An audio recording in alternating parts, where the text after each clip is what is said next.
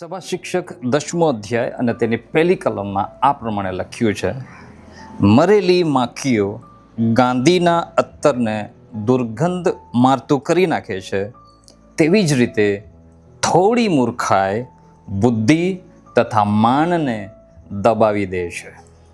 એક ભાષાંતરમાં આ પ્રમાણે લખ્યું છે કે મરેલી માખીઓ મદમત્તા અત્તરને દુર્ગંધ મારતું કરી નાખે છે.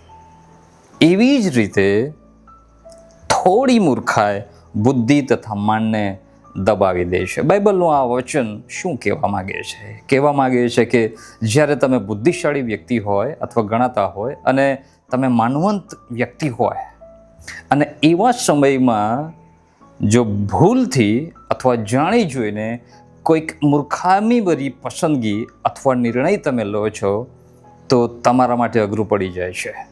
અથવા તો એ એવું છે જાણે પેલા અત્તરને માખીઓ, મરેલી માખીઓ બગાડી નાખે છે.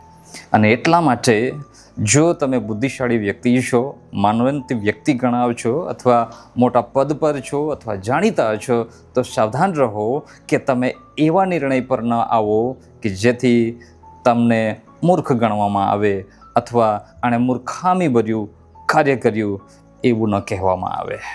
હું આશા રાખું છું કે આ બાઇબલનું વચન તમને ઉત્સાહિત કરે, પ્રોત્સાહિત કરે. મે ગોડ બ્લેસ યુ.